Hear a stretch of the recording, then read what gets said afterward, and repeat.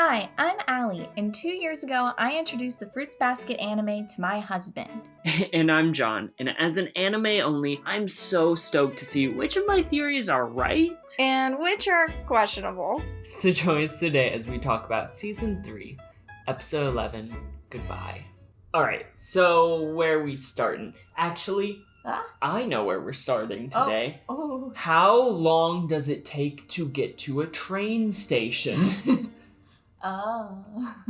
Someone wanted a lot more Yuki. You're making this before we even start. Oh, God.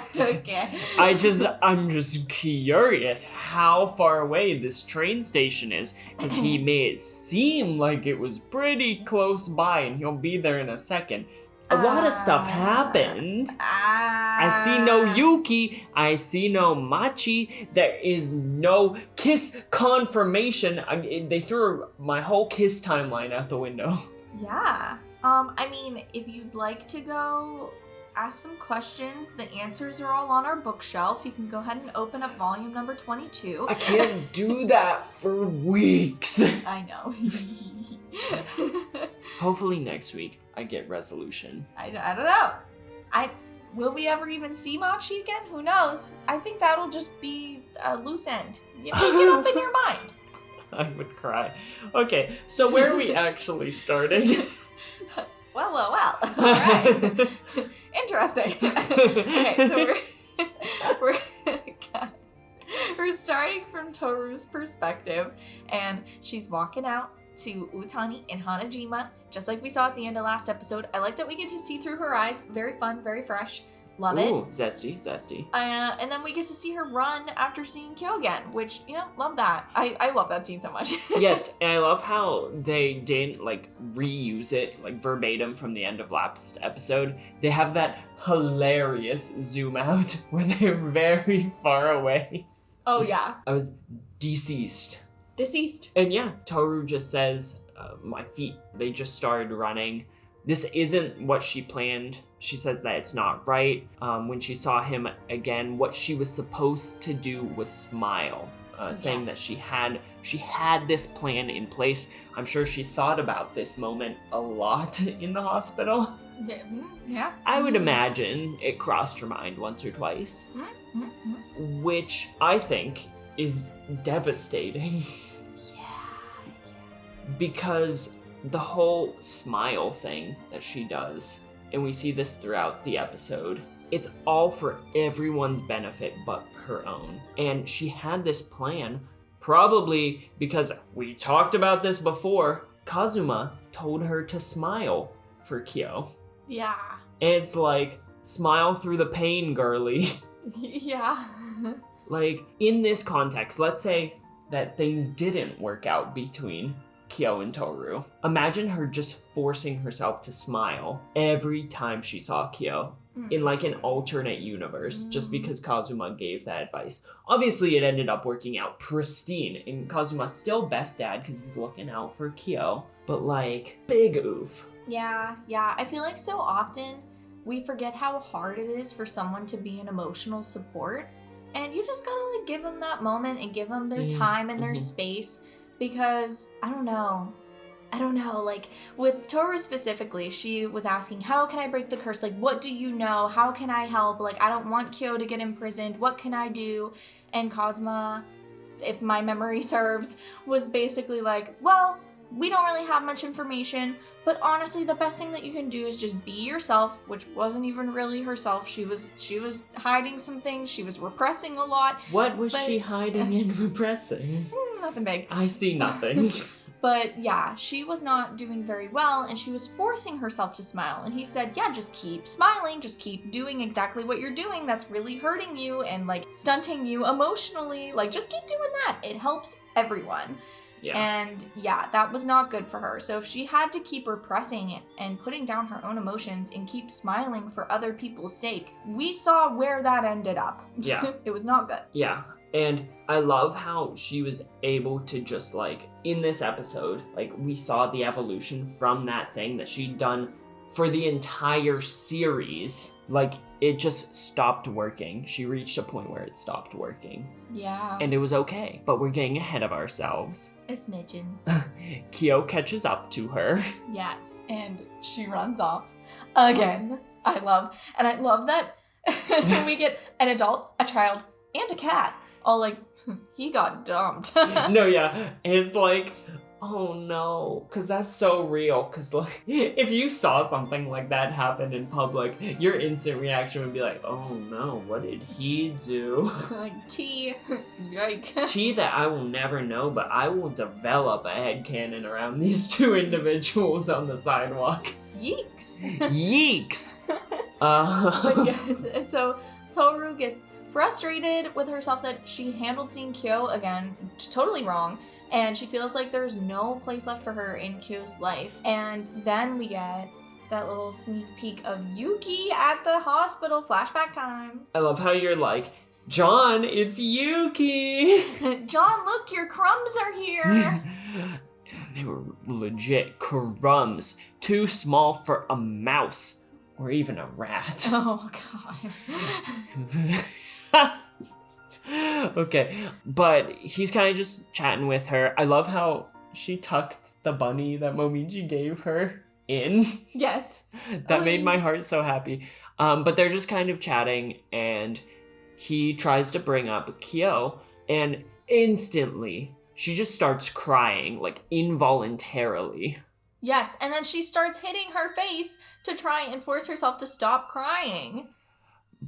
And she changes the subject and is like trying to do that very happy-go-lucky, like smile for the crowd, like make everyone around you happy so that they're not uncomfortable kind of thing. Yeah. And no matter what she does though, like the tears keep streaming down her cheek. Like, I really love the shot in this episode where all we could see was her smile and her tears. Mm-hmm. It's just like, oh, honey. Yeah. Oh, no. Yes, and so she has all of that like excessive. Whoa. Happiness. Ooh. Gross. But yeah, just trying to pretend that she's okay. Yeah. Used to work. Not anymore, girly. Even Yuki's like, ooh, Key. Don't hurt your head. Pretty much. Knock it off. You just fell off of a cliff. Yeah. Yeah. But yes, and then as she's sitting down thinking to herself about how upset she is with how she's dealing with this whole Kyo thing, she remembers when Kyo said that he was disappointed in her. And she thinks about right when he says that in her memory, how she doesn't want him to be disappointed with her anymore. We see the daisies. Ooh. And now it's symbolism time with Allie, my friends. Oh, whoa. Because daisies mean hope and faith. And I do want to note that daisies were also very prominently seen in a previous episode in season 2. I think it was episode 24, maybe? And it was between Yuki and Tohru, and they had daisies, and that was like a cute little moment for them about like the hope and the faith and like, oh my gosh, you're my mom. And like that was a really cute moment with them about how they were gonna like break the curse. But this is different because it's a little bit darker. And like the daisies look kind of wilty. Yeah, instead of having like that cutesy pink background, now we have like a dark background. And there's almost like a dirt covering kind of like the filter. Texture, the gritty. Yeah, and ooh, it's a big old yike. And so it's more of that kind of like hope and faith that whatever is about to happen next won't make her even more disappointing, because that's obviously very upsetting for her. He said that he would never be disappointed in her. Not so much. Yeah, and do you think that maybe it's almost like a loss of hope and faith because they do have that like little bit of grittiness? Yeah. Ooh. Heartbreaking. Yeah. But then we kind of see her on the roof, and she says, I need to move forward, find some way to get past it. If I don't, I'll hurt everyone, even Kyo. Smile, smile, smile. I decided I'd smile the next time I saw him. I even practiced smiling over and over again. Imagine her in her hospital bed, just practicing smiling, just in the hopes that she does not disappoint this boy more on the off chance that he comes to visit her. Which he didn't, to be fair. No. And like, well, that's no fault of his own. He was working through his own stuff. Well, I guess it is his own fault, but like he was working through a lot of stuff. But like imagine the days creeping by just wondering whether or not she'd see him. Yeah. Oof. Yeah. And then we see her on the roof and she's clutching that fence. Like she is holding on her dear life. And we see a sunset again, haha. Ooh. And before we talked about how it was Tohru and Kyo together during the sunset, which kind of symbolized that Kyo's about to go in the cage, like their time is coming to an end, he's gonna graduate, things are gonna change, not so great, big changes ahead, sunset, we're ending. Now it's just her. Yeah. So now it's just her feeling all of those things. Her time with Kyo is coming to an end. He's disappointed in her. He doesn't want to be with her. Mm-hmm. He has all of these feelings and emotions, and he feels like even just being around her makes him uncomfortable in her mind. She thinks it's painful every single time she was near him. Yeah. So that sunset is just that chapter of her life coming to an end. Yeah. And it's rough. And it's interesting because now that this is the sunset, like the sun going down on their relationship, when we saw her with Kyo last, when she was unconscious on the ground, we saw the sun rising on their relationship. Yo. In his perspective, like things could potentially be looking up, or like this is the moment when he confessed and the sun was rising. But for her, not remembering that moment. Yes, she might have hit her head. Just a smidgen. This was it. This was over. Yeah. And so the sunset pervades, even though Kyo's no longer a part of that sunset, which is so interesting. Yeah. Yes. And so Tohru was telling herself that it was going to be okay, and she'd be fine without him by her side. And she thought she wasn't lying in that moment. Like, she thought that she was okay. But then she realizes that her love for him is just preventing her from moving on. Like, she cannot get past this. She needs to be with him. Yeah. And then our boy, our Prince Charming, if you will, you know, if we're having like a Cinderella-ish story, I don't know. He catches up to her and she pleads for him to just stay back so that she can like attempt to cope and pull herself together and put on that smile before he sees her face too clearly. Because she didn't want to upset him. She didn't want him to hate her.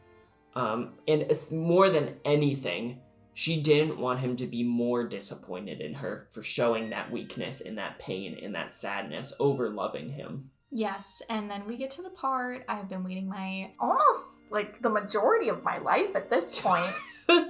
I've been waiting for this moment of just seeing this animated, and here we are. Like, this is weird to talk about this with you. I feel like this would have to be surreal.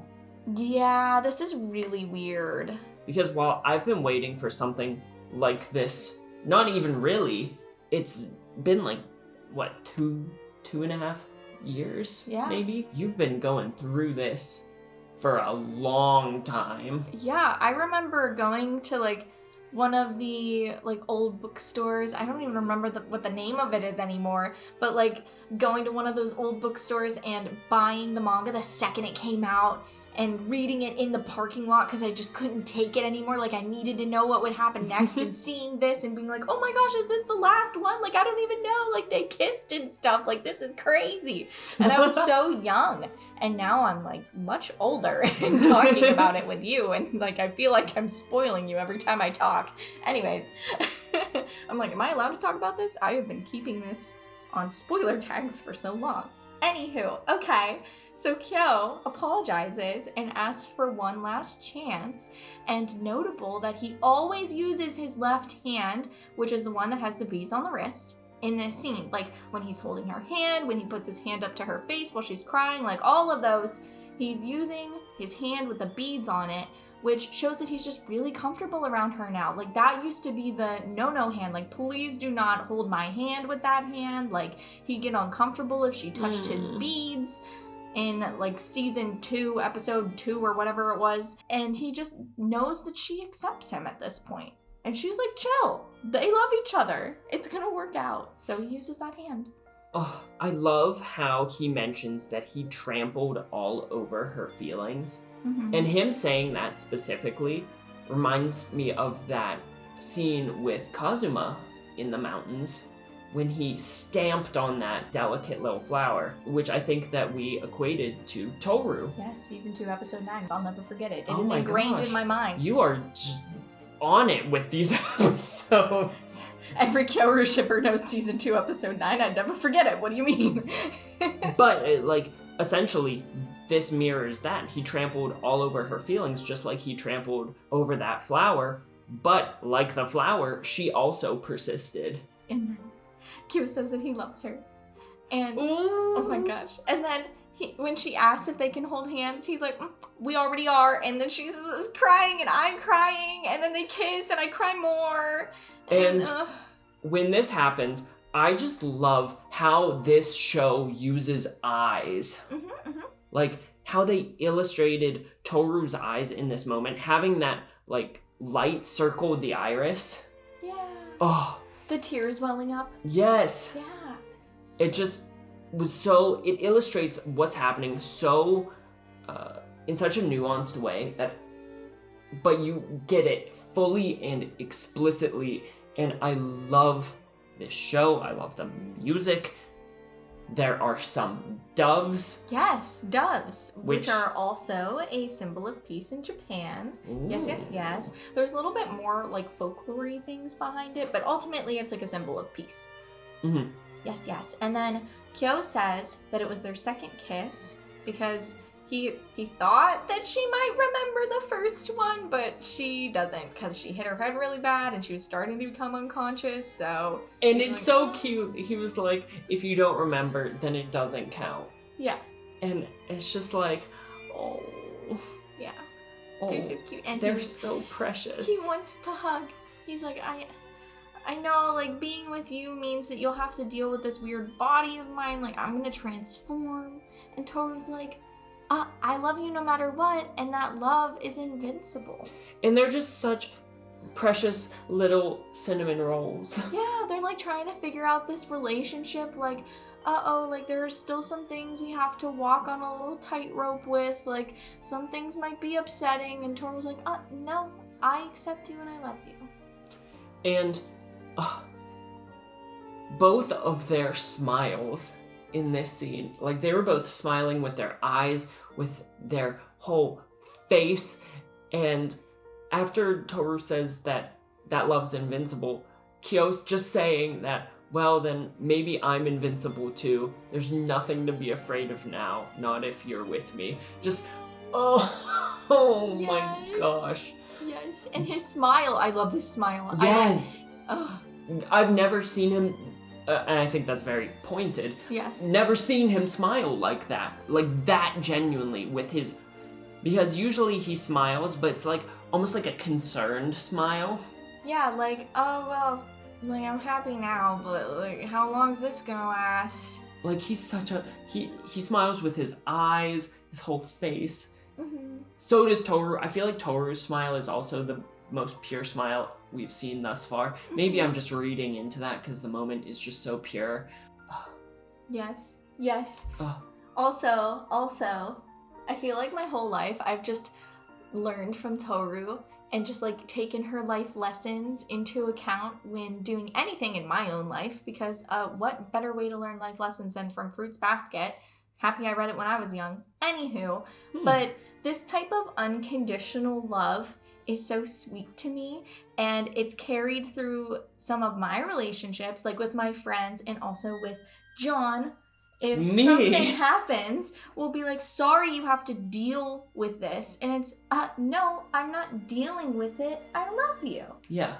And so Toru's not dealing with the curse. Yeah. She loves him. It's not like Kyo's mom who had to deal with something and she had to go through that struggle and that fear and that terror. Totally understandable, but there were conditions there. Yeah. Leave your bracelet on, and I love you. Mm-hmm. But leave your bracelet on. You scare me sometimes. Yeah. And so I do love how they illustrate, like you said, this unconditional nature of love, because even if there is hardship, they very clearly, in just a few words in this scene, say, it doesn't matter. we will go through it and get through it. Yeah. Together. You're not dragging me down. We're bringing each other up. We're invincible. Yes. Mm-hmm. Which is such a good illustration of what a relationship should be. Yeah, what real unconditional love is. Yeah. Yeah. Because they were both so scared of that up until this point. Because they had so much baggage. And it's not like they don't have baggage anymore. It's not like everything bad in their past has dissolved and they'll never think about it again. But now that they have each other, they can help each other carry the load. They don't have to deal with it themselves anymore. And I think that that's so important to understand as being such a pivotal part of a relationship, is that you don't have to walk alone anymore. Yeah. Which I believe walking was a big theme. I love when writing ties all together. But yes, and then this hug scene, they adapted in such a fantastic way, because in the manga you get little snippets and you get close-ups of her against his body and her face, and then Kyo and his face like going up against her hair, and like just the little snippets in the way that the panels are laid out is just so beautiful, and you feel like you're really captured in this moment with all the white space, and it's so dreamy and so airy and wonderful. And they adapted it in such a wonderful way, because they obviously couldn't capture that. It would feel like a slideshow at that point if they just did scene after scene, but instead they rotated the camera. And it was so, I just love how they did that. The manga took use of the white space and the panels and the page turning, and the anime took full use of being able to move. And so they did the 360, and they both used their mediums to the very best. And I love that. And I love how they almost had that ethereal look in her eyes. Yes. And they had almost like that very polygonal kind of design, like those shimmery polygonal things that move past them, like when they hugged for the first time accidentally in episode 1. Yes. Oh my gosh, they did. Yeah. Yeah. Who needs shoujo bubbles when you have little crystal pentagons or whatever? Yeah. Little polygonal things. Yeah.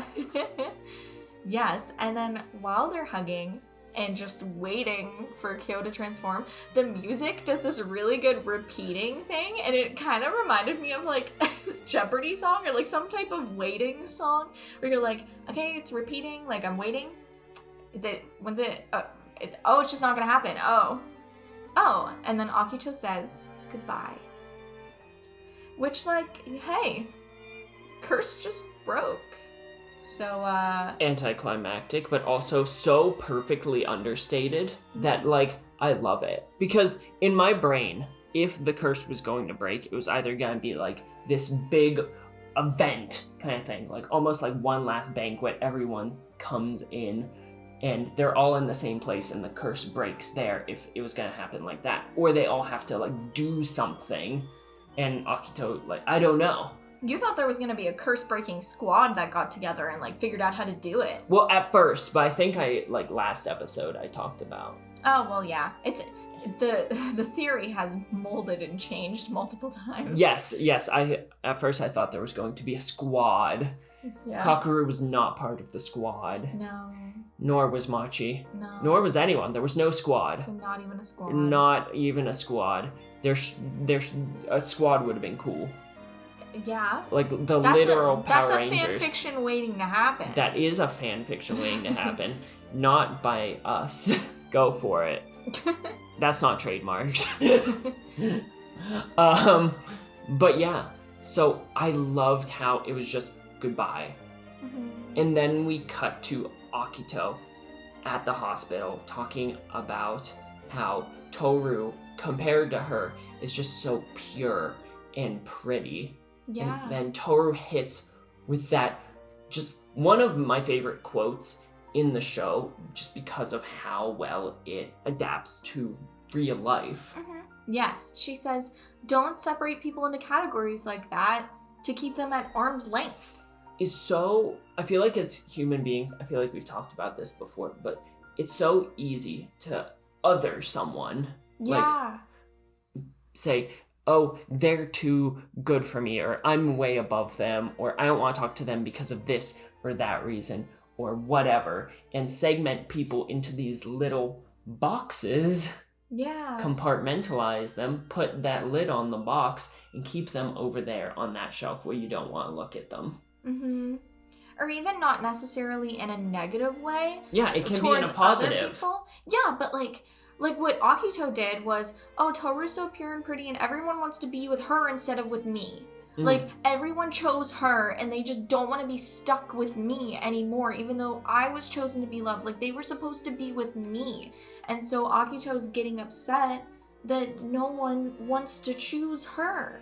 And Tohru got put into that box, the pure, pretty, beautiful box. But Tohru acknowledges that there are two sides to this story. In Akito's eyes, Tohru's the one that's trying to destroy the world that Akito has known for her entire life in the future that she had counted on. Yeah. Like, it doesn't matter what's right or wrong if she's hurting Akito in the process. Yes. Because there are two sides to every story. No one just acts senselessly, or very few people just act senselessly. Everyone has a rationale or some need that they're trying to fulfill with all of their actions. Every action tries to fulfill a need.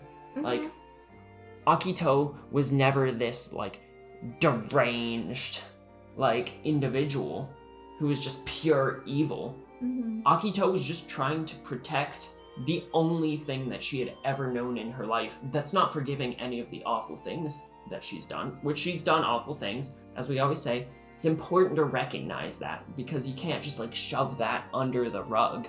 Like, her actions are her own. She did that, but now it looks like she's much more willing to own up to those actions and try to move past them and redeem herself. And I think that's also important, is being able to acknowledge that people can redeem themselves. People, if they do something bad, they shouldn't be defined by that bad thing for the entirety of their existence. If they genuinely want to change. Yeah, and it's up to that person to say, I'm sorry, and ask for forgiveness.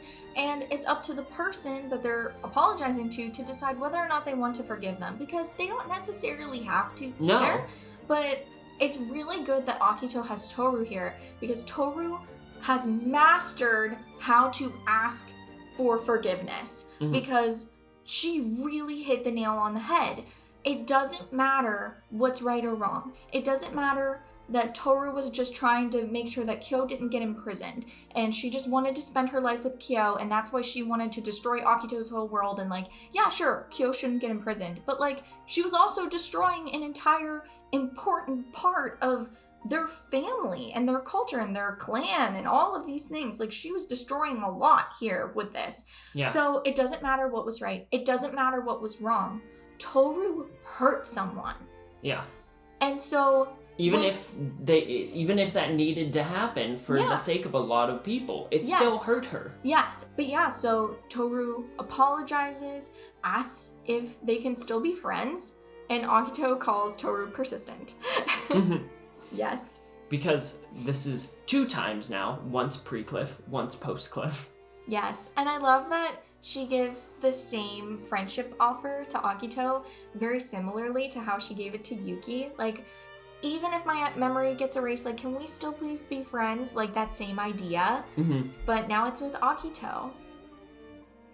And then God, we see the illusion of God touching Akito's head as cherry blossoms, which symbolism time with owl. Wow. Whoa. Oh, so those symbolize change, a time for renewal, and the fleeting nature of life. Which, very fitting. And then we get the story of God, which I thought that this was just very interesting, because everything we knew was a lie. You betcha. Also, like, I never imagined Tohru narrating this, like, from a manga reader. Never imagined her narrating this. I don't know. That one just kind of threw me off. I don't understand why it was. I mean, she narrated it at the beginning of the series, which was like kind of cool, but that was like the story that her mom told her, and like that made sense. They literally had a voice for the original god in this episode. I don't know why. They hired like a whole new guy. I don't know why he did it. I loved it. Like Laura Bailey absolutely killed it in the English dub. And the Japanese voice actress, I'm sure, did a phenomenal job as well. Yeah, we didn't listen to the sub yet. Yeah. But yeah, I don't know. I just wasn't expecting that. And then I was like, why is Tohru saying this? She doesn't know it. She doesn't know this. Anyways, yes. So that just threw me off, and I had to make a note of that. But yes, so we learned that there wasn't a banquet that the animals all got invited to, and then they arrived in an order, and the rabbit knocks his head, and the cat didn't, that's all a lie. There were multiple banquets, not just one. And the cat was there. Actually, the cat was the first one there. Yeah, I thought it was so cool how the god was essentially just a hyper-powerful being who was essentially a hermit living in the mountains. And it was just a random stray cat that found him and was like, hey, you seem like a really interesting human. Like, I know I'm just a stray cat, but we should be bros. Yeah, and I love that the god was just, first of all, they, not even gendered, just they, non-binary. Yeah. And also that they weren't referred to as being a god until they had a follower, which was the cat. Yeah. And that's when that language switched to God. Yeah. Because the cat wanted to worship the god. So yes, and then they have the banquets, they get to this last one, and the cat collapses because it's dying, natural progression of life, things die. And the animals all got upset because they all realized that they were going to die too, and then the banquets were going to end, and that was super sad for them. Yeah, which them acknowledging their mortality is just not where I thought that this was going to go. Yeah. And then God created a spell, and the cat cried out, God, why'd you make me drink from that cup?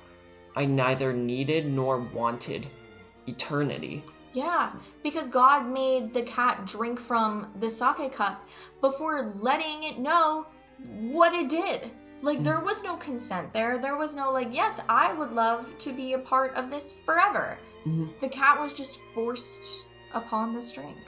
And with the cat saying that, that's how this whole situation kind of transpired, because every other animal were like, what? You don't want to hang out with us for the rest of eternity? Which isn't exactly what the cat was saying. The cat really cherished that time together. It just realized that, okay, all things need to come to an end eventually. And if we meet again in another life, I will be so happy to. But being forced into this, I'm not here for that, and I'm kind of upset that you forced me to do this without me realizing what was happening. Yeah, and so all of the other animals get really upset. The cat is disregarded and considered a betrayer. So I have questions for you using all of these clues that you've learned about the actual story. So why does anyone who is possessed by the cat spirit turn into a monster? I almost feel like it was kind of not a spite thing, but because the cat rejected them and did not want this eternity, in God's perception, it might have warped the spell. And so the cat was this monstrous thing, this outsider, this individual who, they were the outsiders crew, essentially, up in the mountain, hanging out, having fun. And because the cat denied them of that, the cat was even further othered, being isolated, this monster that gets locked into a cage, so that, I think we've heard throughout the series, so that the cat can stay with God forever. If the cat's in a cage, the cat can't escape from that eternity, from those bonds, even though the cat's the one who initially wanted to escape and didn't want that eternity. So what's the best way to prevent that escape? Put him in a cage. Dang, look at you answering my next question about why the cat gets locked in a cage. Sneaky. But okay, I'll take your theories. Yes, and so then we go back to Akito. Yes, and Akito, absolutely kind of beside herself, says, I can let go now, right, Father? It's okay to stop being special now. Like, she wants to live a life that's all her own now. And I think it's really telling how much her father's words still impact her. It's okay to stop being special now. Almost in like a questioning tone. Because if you're told you're special your entire life, you're gonna believe it. And you're not going to take kindly to the idea, or it's going to be a hard pill to swallow, when maybe you're not the most special anymore. That's a hard adjustment to make. Gifted kid burnout. I mean, yeah, potentially. Yeah, I'm mostly referencing Tiffany Ferg's video where she talked about gifted kid burnout. But yeah, that idea of like, oh crap, like I'm not special anymore, like I'm part of the system, like I'm just another person. Is that okay? Like, can I handle that? Because people have been telling me I'm special this whole time. Like, is that okay? Like, can I just go be normal now? So then we see all of the Zodiac's curses breaking, with Ayame's curse breaking first. Yes. And we get to see him call out to Mine, and she comes over and he like runs over to her. Yeah. And she's like kind of like confused. Yeah. I was born to love you. Now I can finally tell you that. Which is so nice. We did not get as much Ayame as I would have liked this season, because he's such a delightfully just pure character in a way. Don't you dare separate him. Don't put him in the pure box. Okay, you know what I'm saying though. Like, he's so sincere. Yes. In everything he is and everything he stands for, that I love Ayame. And number 2 to break, who is it? None other than our Lord Ritsu. Lord, yes. What's our Ritsu counter up to? Like 3 now?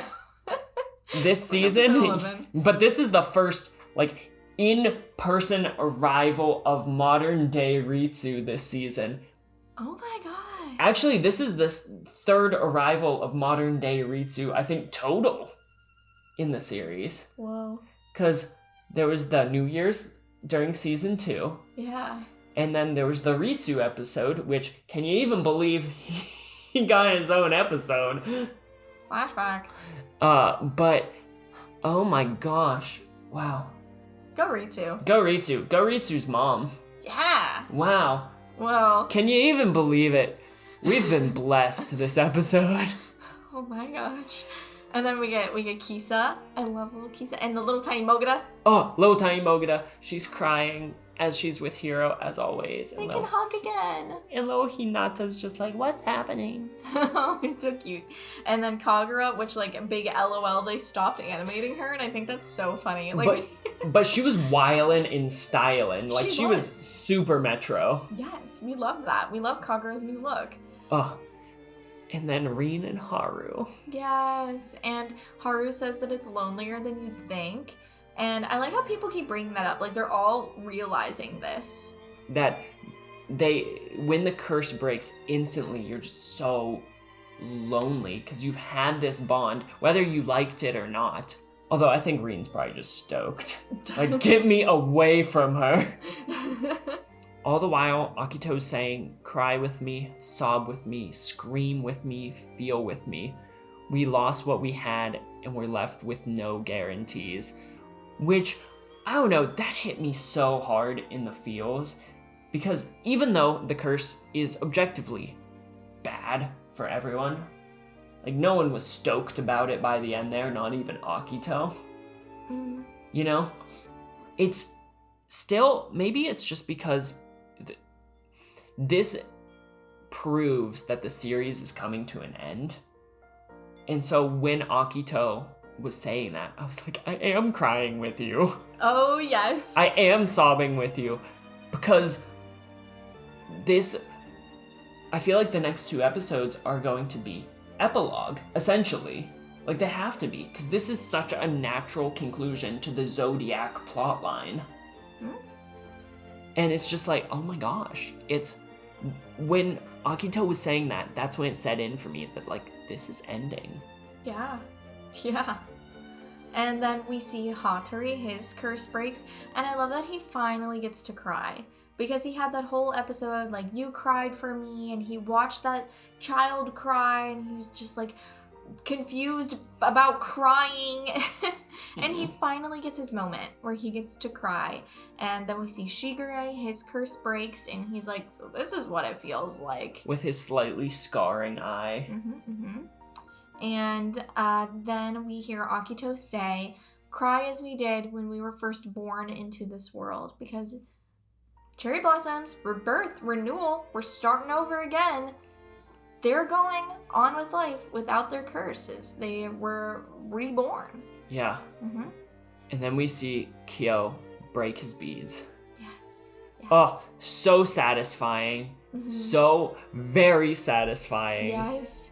And the new voice actor, we get to hear God say goodbye. And then we get the ending song. But there's more after the ending. But yes. We gotta talk about this first little screen where we see Tohru keeps the beads. Yes, which I think is so cute because I think it would be nice to keep those beads, even though it was a source of so much pain for Kyo. It's still like acknowledging the past and where you've come from. Yeah.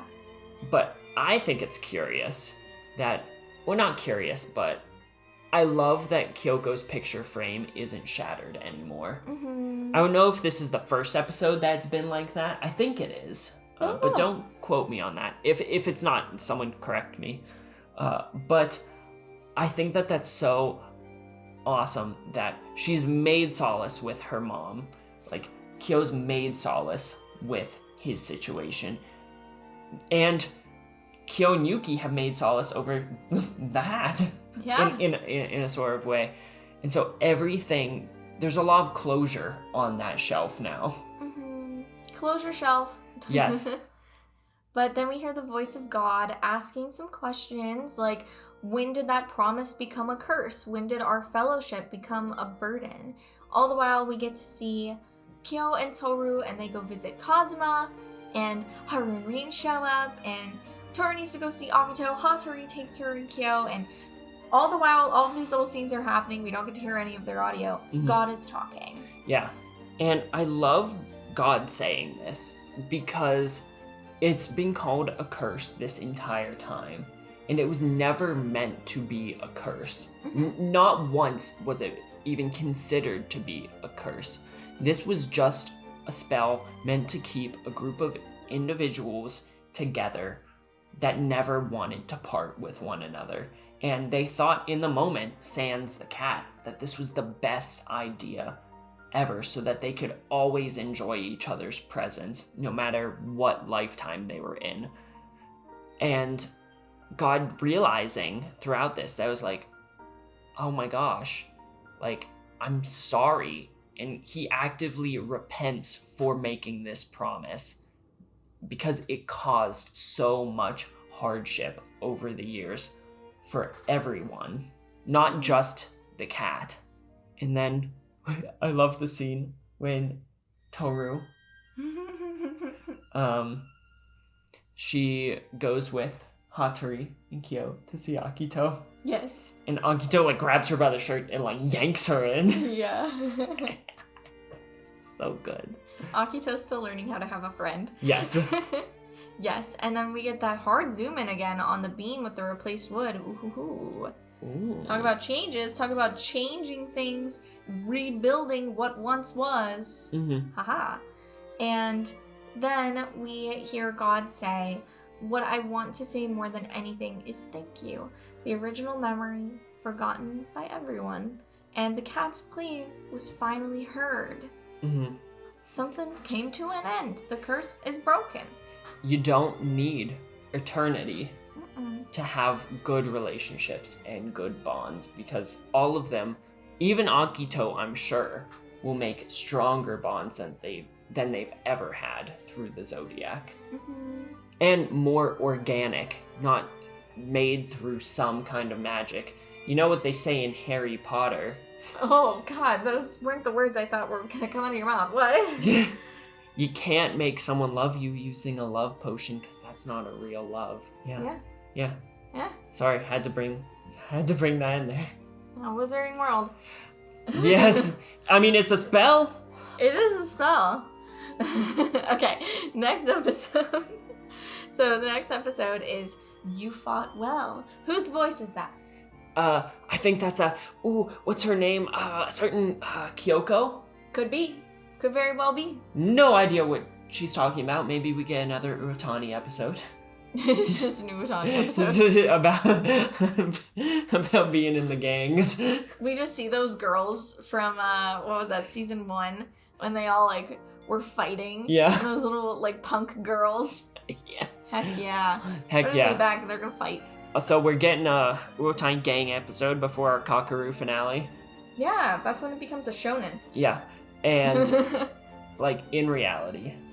It's Ritsu. I mean, oh, sorry. What was it in reality? Yes, in reality. We need to get Tohru's father's face. I thought you were gonna say we need to see Yuki's curse break. That too. That's important. We didn't get that. We did not get enough Yuki in this episode.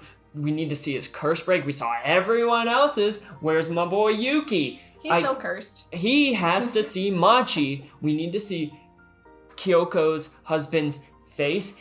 I guess he has a name, but if he doesn't have a face, why does he deserve a name?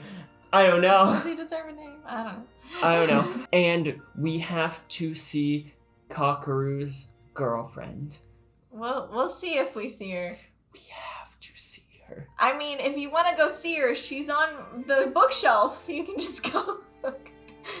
We have to see her. Actually, Tohru's dad's face is on the bookshelf too. I hid that book though. We have to see her. You'll look under our bed and you'll just see Katsuya's face underneath the bed, underneath my pillow or something. He has no face, he deserves no name. The K names are cursed, because I did have Kakaru's girlfriend's name spoiled for me by the internet, and so I'm not gonna say it here in case anyone else wants to maintain the mystery of Kakaru's girlfriend. But now that I know she has a name, that means that she is a defined character. I don't know if they're gonna introduce her in the last 2 episodes. She needs to be introduced! Also, I'm so sorry that I didn't think that there were different spellings of her name. I only blocked one of them. I should have blocked more than one of them. It's okay. I'm sorry. No, it's okay. I failed you, but at least you didn't know that Akito was a woman. There's a lot of things I didn't know. You know, if the only thing spoiled in this whole series is Kakaru's girlfriend's name, who may not even appear, then, you know. Weirdly enough, that's the one that you were the most invested in. I know! I know! Oh, and now that I know that she's a character, it hurts all the more. Go read the manga! I can't yet! He will be reading the manga after the anime, don't worry. And now at least we have a reason to. This is why. They were unsure if you were going to read the manga or not, so they changed the entire episode layout just so that you could still read the manga. I am so excited for you to read it. Okay. Do you have anything else you want to talk about? Yeah, if you're an anime only, make sure you read the manga after. Because, Jesus, there's some story things you should know. I will. Thanks for the advice. You're welcome. So I guess that'll do it for this week's episode of our Kakaru List Fruits Basket podcast. If you like this kind of content and you want to see more of it coming from this channel, make sure to like the video, subscribe, and why not even ring that notification bell so you never miss another upload. And make sure to check out our Teespring page, which has our Hanakatoba shirt, which is Fruits Basket inspired, or our Crow shirt, which is Persona 5 inspired, because it is the best way to support this channel. And follow us on Twitter, because we like to tweet fun things. Shameless plug. But as always, we hope you have a fantastic rest of your day, a fantastic rest of your week, and why not even a fantastic rest of your month. And we will see you in the next video. Later. See ya.